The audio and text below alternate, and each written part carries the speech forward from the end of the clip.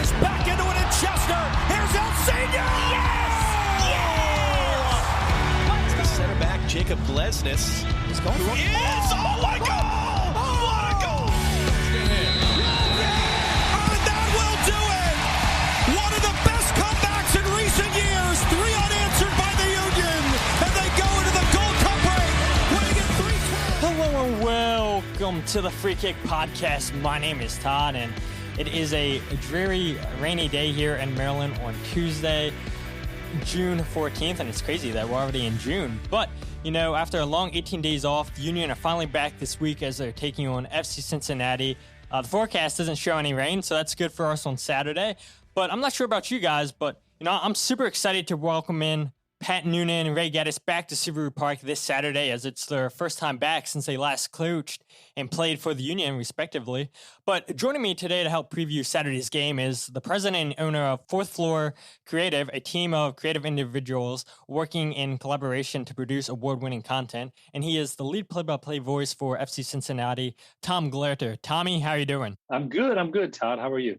I'm good. You know, anytime I have a new guest on the podcast, I like to hear their story, how they got into soccer, you know, whether it's commentating, writing, playing, it doesn't matter. And for my listeners who aren't aware of, you know, your background, this is your 7th straight year, I believe it is, calling FC Cincinnati games. You're also the voice for Bearcats football and basketball, and you've also called games on ESPN as well. So, you know, how'd you get involved with FC Cincinnati? I mean, look, I knew at a very young age I was a bad athlete, right? And I wasn't very coordinated, wasn't very good, and I had to be around sports. So I found a different path, and that was broadcasting. And as I came through my career, I had opportunities at the University of Akron. That's what was my first job out of school, was doing women's basketball there. And the men's soccer team got really good when I was there. And Evan Bush was the goalkeeper, who of course now is with Columbus, but had a great career in Montreal as well. And they made it to number 1 in the country. So I started doing soccer games. I was doing football, women's basketball, some men's basketball at Akron. And my boss came to me and said, "You should do some soccer." And the team kept winning and then got ranked number 1 in the country. So we just kept doing games. We ended up doing all the games that season and had a great run to the Elite 8. Ended up losing to Maryland, who was an eventual national champion, lost them at penalty kicks in the round of 8. And then I came and worked at the University of Cincinnati for 9 years. And while I was there, I jumped in, started doing soccer right away at UC. And when I got to UC, I'll never forget, the sports information director pulled me aside and said, "Hey, well, you got to come out to practice and see this guy, because I know you're going to be doing some games. We got this player. He's better than everybody else on the field." I said, "Oh, what's his name?" "He's Jamaican, Omar Cummings." And Omar Cummings obviously had a great run in Major League Soccer with the Reggae Boys, you know, a regular with the Jamaican national team. And so I did soccer there. I did women's soccer, men's soccer, and a load of other responsibilities across my 9 years. You mentioned some men's basketball, women's basketball. I did ESPN games. I did college football, all of that. And as I decided it was time for a bit of a different challenge, you get to, move on. And I started Fourth Floor Creative, the production company. And, you know, we push forward, right? And at the same time, FC Cincinnati was starting very quietly in the background. So you had these two things, you know what I mean, simultaneously kind of happening. And we got involved with FC Cincinnati from my company's side to do some work for them to help them get launched in 2015. And the team president came to me and said, "Hey, you know, we got to work on putting a broadcast. I know you have background in broadcast. Like we should talk about putting this deal together." And so we did. And somewhere along there, I convinced him I should be the play-by-play voice, and certainly had the experience. It was pretty cool the first year to have Omar Cummings come back. He retired after about a year and a half. But, you know, to kind of see his career come full circle from calling his games at UC and following him, obviously, as a pro, and then calling him in the USL, and then pushing forward towards Major League Soccer, because that was always the goal from that first press conference, August of 2015, and until it was announced in 2018 that the club was going to join MLS in 2019. So it's been an awesome run. And like you said, 7 years now, you know, you get to run into great people across all these stadiums and games. And look, Saturday I'm going to have lunch with JP, and that'll be amazing, right? Like to sit there, the godfather of American, you know, soccer play-by-play, and just listen to him is like I pinch myself every time. And, you know, you have good friends across the league in every city I go to. So it's been just an awesome run and something that I love so much. Like I was talking to you off air, and my listeners know, like, obviously I go to all the Union's home games, but then just being away, just listening to the whoever the Union are playing on the road, listening to their home team's broadcast. And I mean, you guys are the best in the business. You guys have the best seat, in my opinion, out of the whole stadium. You're watching the game, but you're actually calling the game, what you see and everything. And it doesn't get much better than that. But I want to get back to Akron real quick. So you mentioned Evan Bush. Caleb Porter was the coach, right? It's funny because so when I was there, when I did those games that year, we were number one and went to the Elite Eight. Ken Lola was the head coach, and Ken Lola then, because of that great run, was offered a job at the University of Louisville, and so he goes to Louisville, and Caleb Porter is hired to replace him. So I knew Caleb. I had him on my radio show a couple of times while I was at Akron, and then I got offered a job at UC, and I never did any games with Caleb, but we stayed in touch over the years. He brought Akron to play Cincinnati, so I saw him in Cincinnati. Obviously, you've seen him through Major League Soccer, through his various jobs, and run into him at different events, and then we play them.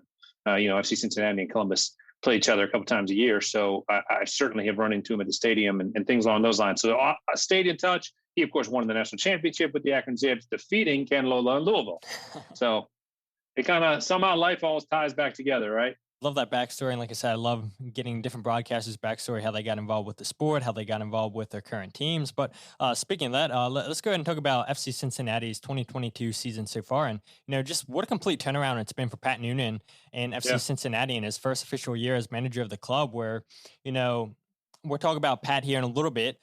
But, Cincinnati, they're after 14 games, they're 6-7-1. They've tied their single season wins record, which they set in the first year in 2019. I mean, out of their 6 wins, 4 of them come on the road, which includes that 2-1 victory over Orlando City. Brandon Vasquez, as we all know, scored the brace, and then he goes into Miami, scores another brace. And this guy's really come onto the scene this year, and we'll talk about Brandon, I'm sure, here a little bit later. But, I've got to imagine it's been a joy for you to call FC Cincinnati games this year. It has. Look, no doubt, calling losses is hard, right?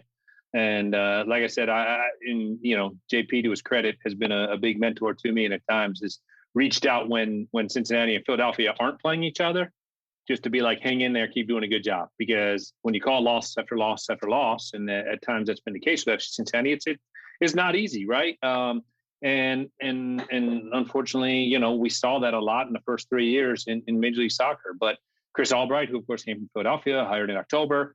And then obviously once Chris Albright's hired, there's a lot of smoke behind, Pat Noonan's name. And will he be the coach? Look, they looked at different guys and decided that Pat was the right guy for the job. And he's proven to be the right guy for the job so far. I think he brings loads of Major League Soccer experience, which we all knew, both as a player and as an assistant coach. I think we all know Jim Curtin's one of the best in Major League Soccer.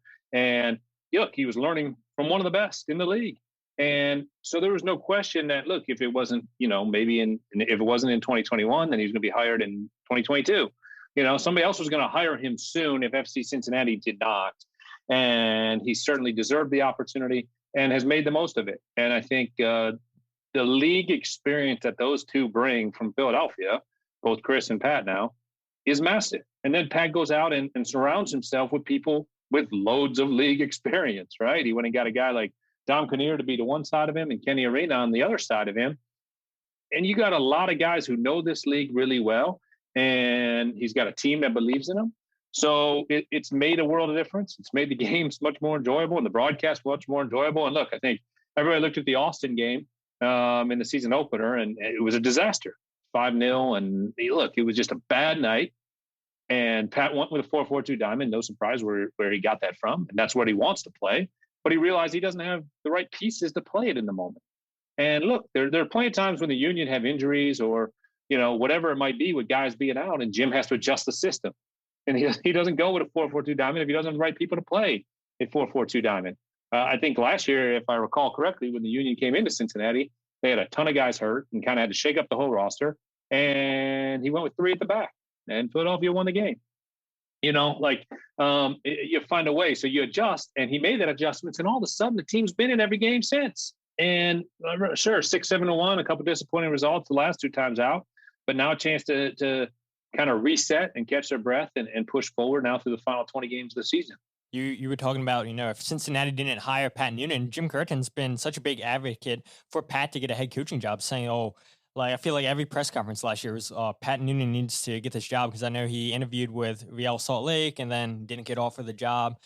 Cincinnati, I feel like maybe there was one other team, maybe DC United. I know he interviewed with a couple teams, and Jim was like, yeah, Pat deserves this. Pat's more than deserving of this head coaching job because, he's been here for so long, working under Bruce Arena, working under Jim Curtin, like you said. And, going back to last season when the Union came into Cincinnati where, a lot of injuries, had strikers that were suspended or something. I don't know, a lot of injuries and whatnot. Yeah, it was something, a very short team, as I recall. Yeah, it was, definitely. And so you're right. The Union went in, played 3 in the back, but then there would be times in the season where the Union would have to play 4-3-2-1. And to his credit, Pat Noonan's the one who came up with that.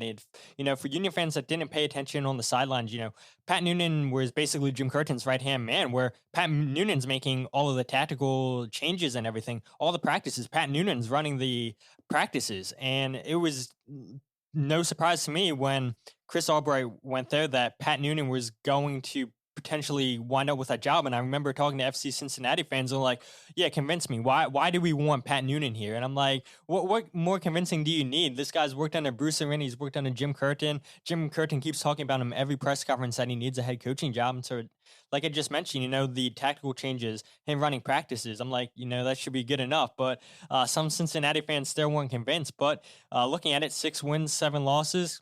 Okay, you mentioned 7 losses. Some of those games, maybe they should have got a point out of, but, they're playing a lot better than they've ever played. And yeah, a lot of that just goes back to Pat Noonan and the way that he's been able to get these players to buy into his system, buy into, okay, look, we can't play the 4-4-2, but we're going to switch things up to your qualities.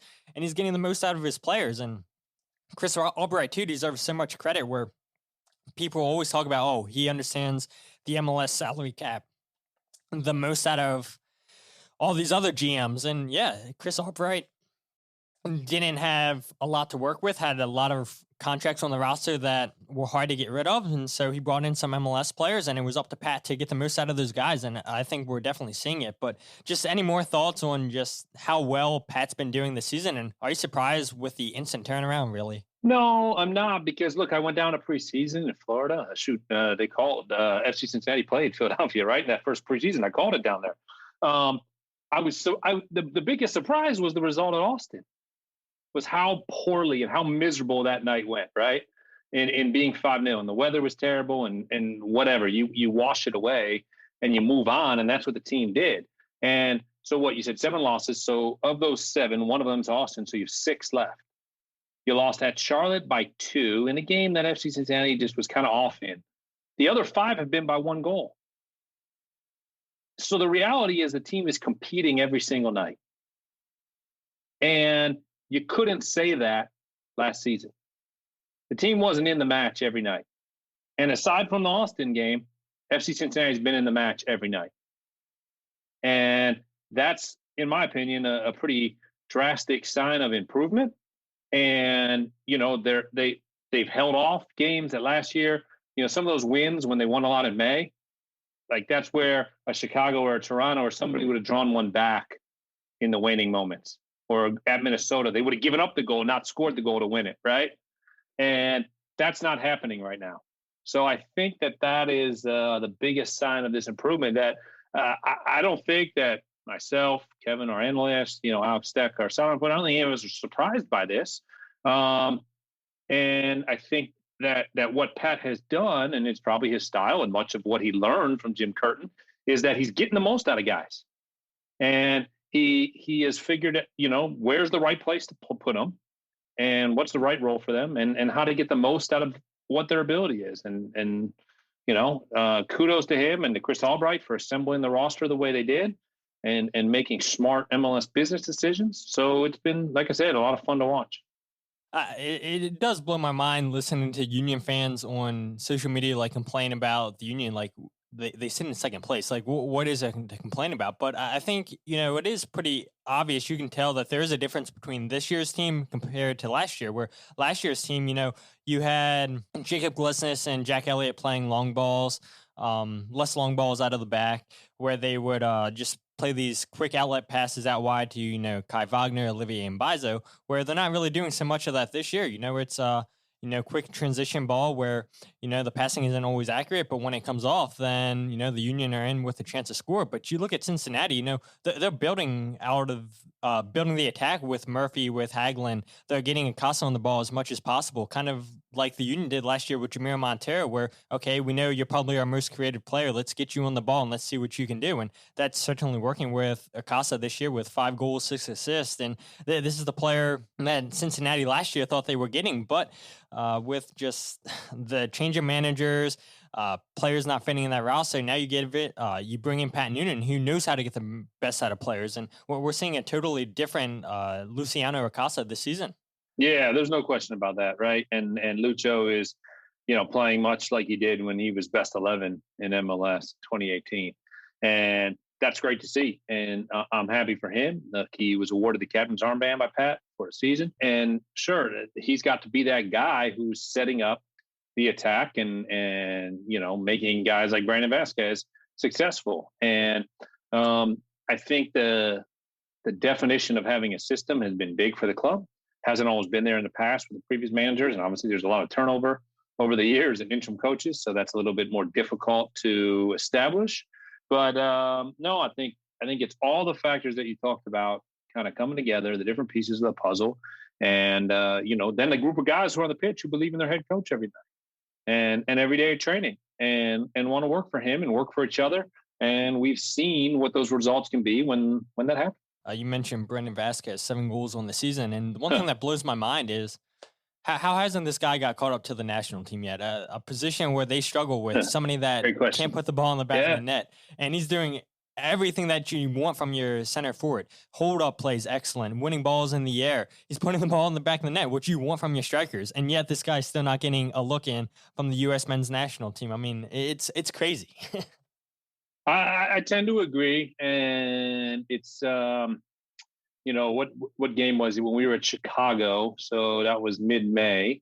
I want to say maybe that was the May 21st weekend, right? That we were in Chicago. We were on the road so many weekends in May. They all kind of blur together after a while, but I think it was at somewhere in there. We were in Chicago, somewhere in my whirlwind month. But Greg Berhalter was at the game, and we talked about it on the air. Is this the night, that Greg Berhalter decides I'm going to take Brandon Vasquez in June? And there was a game in Cincinnati. So the team literally reported to Cincinnati to start the window.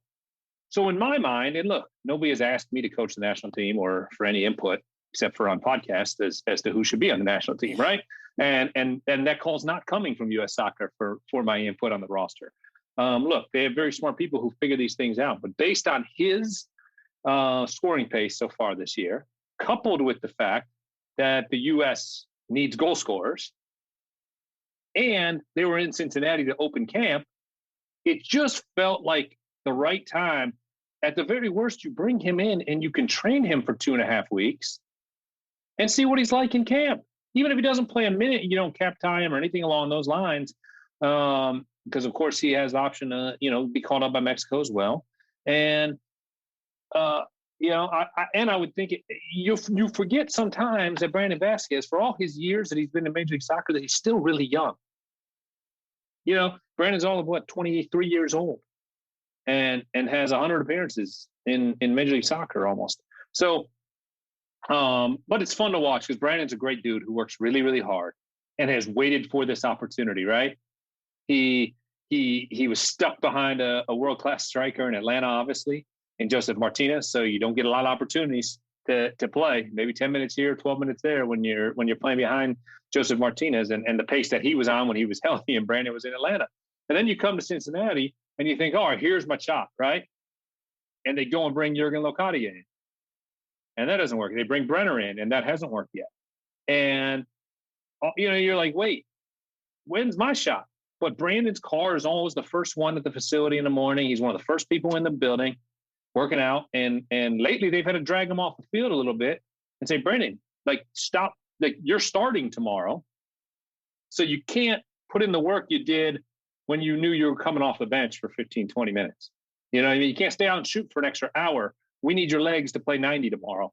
So But he's also worked really well with Dom Kinnear, which has been awesome. Obviously, Dom's been in the league forever and has just immense experience. So I think those two have got on really, really well.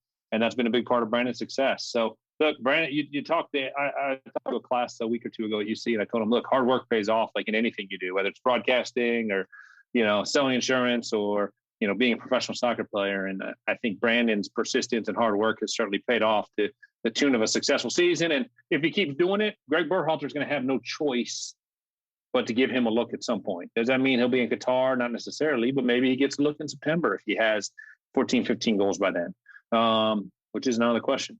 I'm hoping that they call him up. I mean, like you said, just to see what he's like in camp and everything. And even if you don't give him minutes, I mean, see how he gels with the other guys. And hopefully sooner rather than later, he gets that call up because he's more than deserving for his terrific 2022 season so far with Cincinnati.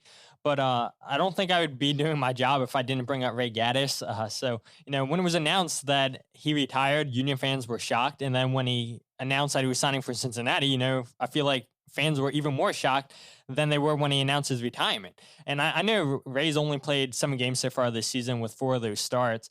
His last start came in April away to Atlanta United in a game that ended 0-0. His last game he played was May 28th versus Montreal. And, I haven't watched every single FC Cincinnati game, but every game that Ray, I know, right? I'm just kidding. But every game that Ray has played in this season, Cincinnati is yet to get a win. And the stats would suggest Ray's really not having a great season. Now, with you calling games every single game week for Cincinnati, you watch these guys day in, day out. Right. Is that the case that Ray's really not having a great season like the stats would suggest? Or is it even that, Ray hasn't played soccer in a year? He's still trying to get fit. He's still trying to get caught up with the way that it's supposed to be played. Mm-hmm. I think it's look. I don't think Ray's having a bad season by any stretch of the imagination. That April 16th game that you mentioned, he took a knock in and ended up missing most of May. And the club won a lot of games in May. Starting with that April 30th game against Toronto, and they put together that win stretch. Back-to-back games against Toronto, and then Minnesota and Chicago. So that gave him 4 of those wins right there. He missed. 4 of the 6. So I don't think it's fair to say, that he's only been on the losing side of things. And that April 16th game was a pretty good game. Yeah. That FC Cincinnati was able to get a clean sheet and finished it down a man. So, the team played pretty well that day and just got unlucky and didn't get more than a point. So I think that Ray is the insanely important piece of the puzzle. That, once you decide you want to come out of retirement and obviously had that conversation with Chris and Pat and the level of comfort that he has with the two of them, to come out of retirement, sure, he hasn't played in a year. So I think there's some re-acclimatization, if that's the right way to put it, to getting back to playing matches every day. It's one thing to be like, I'm fit, I stayed in shape, I ran every morning, and I kicked a soccer ball for an hour. It's another to play 11-11 in training and in games. So I think he's close, but he's had a couple knocks. And look, some of that might be from not playing for a year. But I think, as you guys know, and everybody in Philadelphia knows, like what Ray means to the clubhouse and to that dressing room is probably bigger than anything else. And, that honestly, Ray was probably brought in, probably a starter or rotation with Alvis Powell on the right side. Let's put it that way, because Ronald Monterita is your starting left back to start the season, and obviously took that tough injury during the World Cup qualifying and is out for a while now. And John Nelson got healthy. He's done a great job on the left side. And Alvis has done a great job on the right side after really not a great season in Cincinnati in 2019. But did enough to impress Chris and Pat last year with Philadelphia in his short time with the Union that he earned a contract in Cincinnati. And he's been a completely different person than who we saw in 2019. So, right now you have those two guys at fullback, being Alvis on the right and John Nelson on the left, filling in for Monterita. And Ray provides the depth because he can play on both sides and he can fill in for those guys. So whether he's coming on to try to finish out a match or he's going to get starts because the schedule will get congested here as we go through these last 4 months. He's going to get opportunities, but he's also going to be a great leader. and a great resource for the guys in the dressing room. And I think a lot of people look up to him. And I know I've enjoyed my conversations with him and think he's a really great guy. So I know he means a lot to the team, both on and off.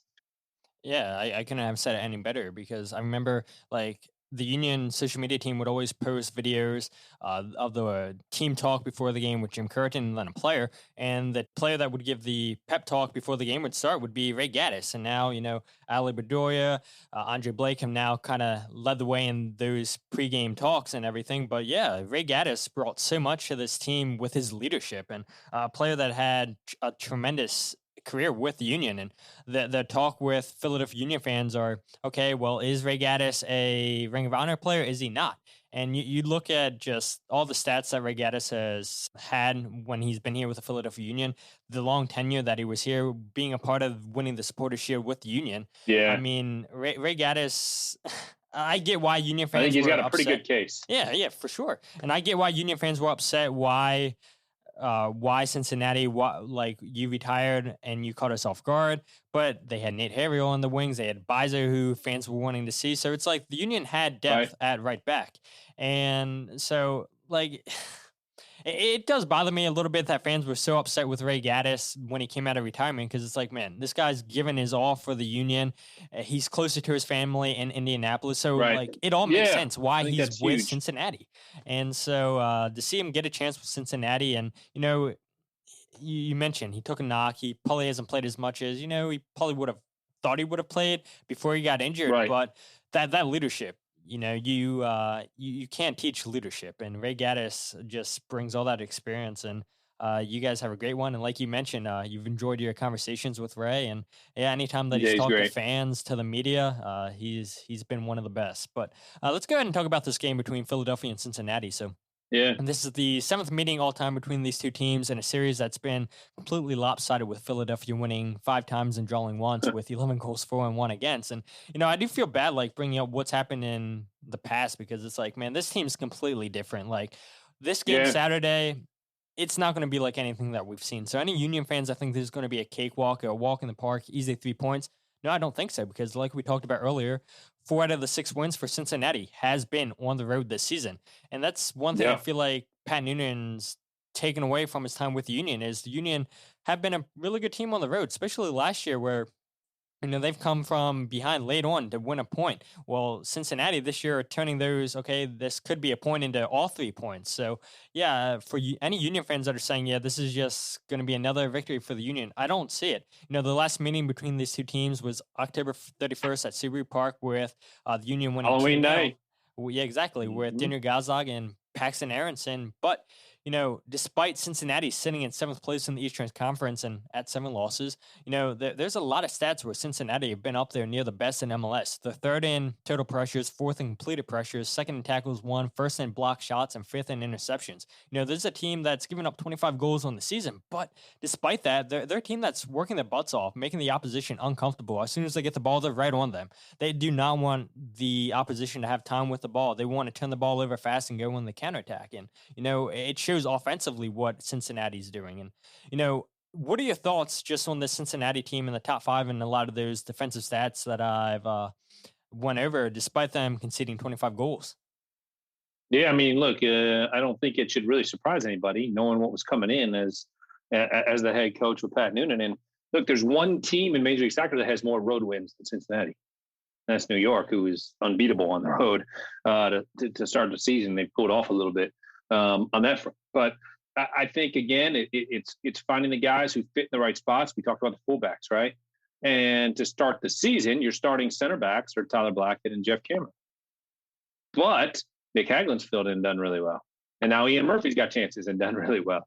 And those two were part of a lot of wins, over that last month before the international break.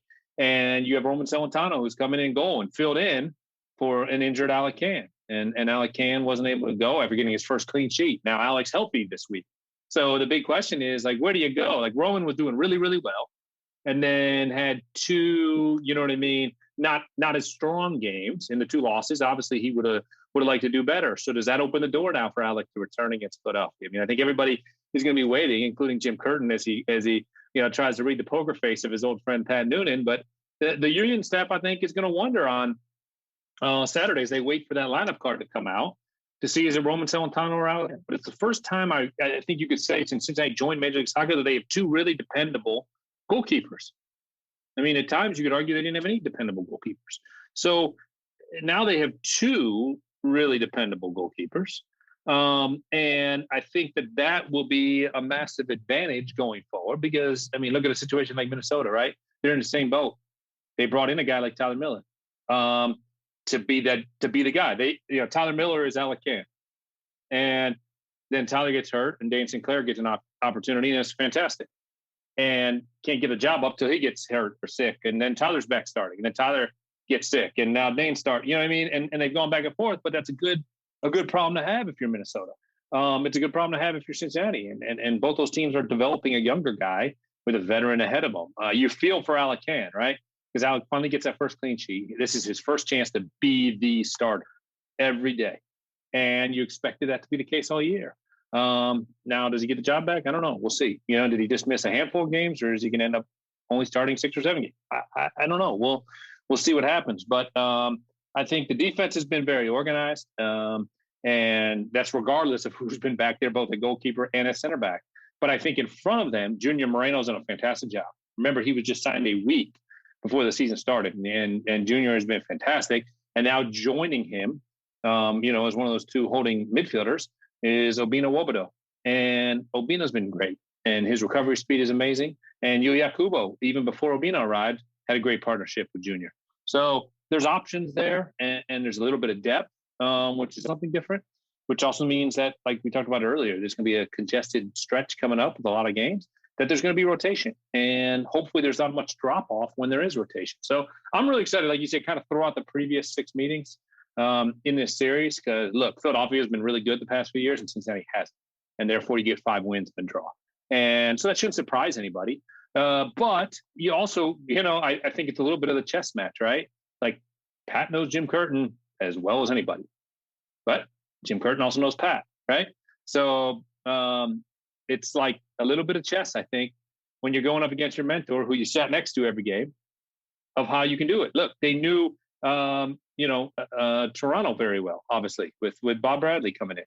And they knew what those guys were going to do and got 2 wins against them. They knew the personnel and the players in LA, granted new coaching staff and everything, but with LAFC coming in, and then that was a very close game. So I think that I am most intrigued to see kind of the chess match of the game of those two, of the mentor and mentee going head to head, and kind of how some of the tactical decisions play out from both sides. Because I think it'll be very interesting. Yeah, I agree with you. I think that's probably, seeing Pat Noonan and Ray Gaddis, like I mentioned in the intro, coming back, I'm super excited to see them back in Subaru Park. But yeah, seeing if Pat Noonan can get one over on Jim Curtin, like as Union fans, you want to see the Union get all 3 points. But, I have such high respect for Pat Noonan. Like, I want to see him do well. And like, I knew eventually the Union were going to lose him. And yeah, I know Cincinnati and the Union taking on each other this weekend, but once Cincinnati leaves town, I'm pulling for Pat and Chris Albright. They've built a fantastic team over there in Cincinnati, and just for the Union side of things, I think it's going to be a huge help to have all 4 strikers finally healthy. I know they've struggled with that this season, so now it leaves Jim Curtin. Do we go with Julian Carranza, Mikal Ua? The formation, the 2 strikers on paper, it looks like would be your 2 starters, but then we've seen Julian Carranza and Sergio Santos have a good partnership. I don't see how you leave out Mikal Ua after you spend all that money, your highest paid player on the team, the highest transfer fee. He tore up the Danish league with Brøndby, so it'll be interesting to see. He's had 3 weeks to recover from that injury, had an immediate impact against New England right before the international break, so it'll be interesting to see what Jim does up front with his strikers, but kind of like Cincinnati, it's good to have depth on your bench where, okay, if your starting 11 aren't getting things done, then you can pull players up and hope that they make a difference. Now, I guess the one thing that Cincinnati fans should pay attention to is Paxton Aronson, Quinn Sullivan, Jack McGlynn. They're not here because they're with the U.S. men's U.S. youth national team. So now who's going to come off the bench where you could say, okay, well, Paxton's going to come in at the 75th minute. Jack McGlynn's going to come in at the 65th minute for Leon Flock. And, that's not going to be the case. So will Jim Curtin push his starters a little bit more than what he's normally done this season. I know, fans are going to listen to me say that, say, well, Jim never makes any substitutions. You're right. But he has, that confidence of saying, okay, Paxton, let's get you some minutes here and there. But he's going to look at his bench this week and see those guys aren't there. So will it be a Cole Turner, another homegrown player who's played primarily with U2? Will it be Jesus Bueno coming off the bench? I think that'll be interesting for the Union to see, okay, if this game's tied 0-0, who can come off the bench and be the difference maker? Or if you want to, just park the bus and shut things down, which I don't expect the Union to really do that. I think maybe they'll sit a little bit deeper, but to completely park the bus if they have the lead, I don't think that will happen. But yeah, it'll be interesting to see what Jim Curtin does just off his bench. But 3 keys for my victory for the Union. Number one, you got to limit Luciano Acosta's impact. He averages 32.8 touches in the attacking third per game and is 4th in MLS in touches in that area with 460. He's 1st in MLS in short key passes. I mean, he's the difference maker for FC Cincinnati. I mean, that's pretty obvious, setting up Brandon Vasquez. Number 2, limit Brandon Vasquez's impact in the air. We talked about his 7 goals. 4 of those have come off of headers this season, while he's won 40% of his aerial offensive duels. So, I mean, we talked a lot about Brandon Vasquez should get called out with the U.S. men's national team, but it's not happening.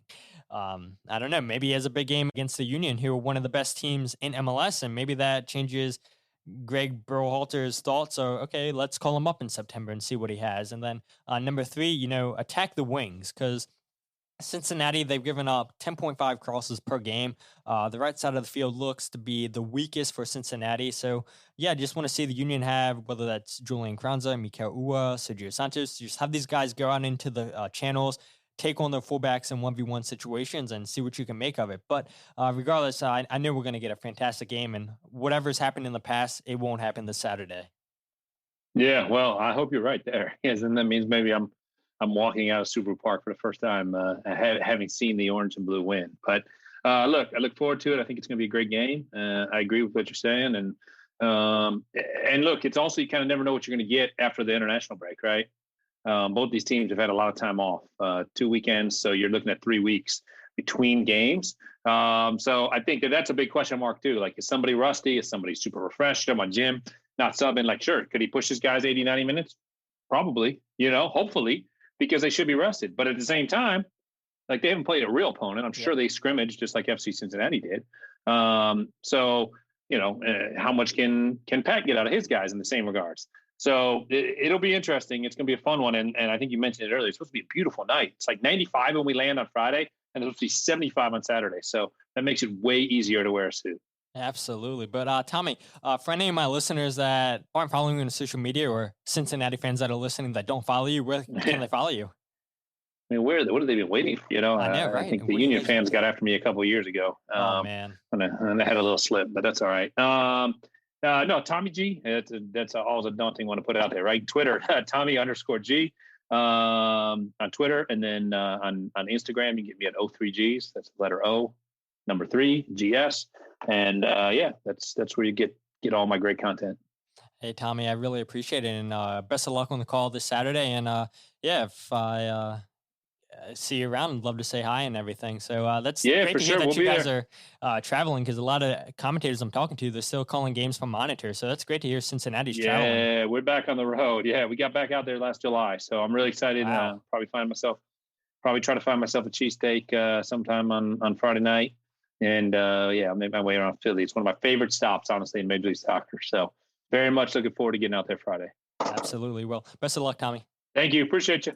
Yeah, and if you guys aren't following the podcast on social media, follow @FreeKickPod on Twitter, Instagram, and Facebook, wherever you guys get your podcasts, The Free Kick. And big announcement, the website is finally up, thefreekick.net.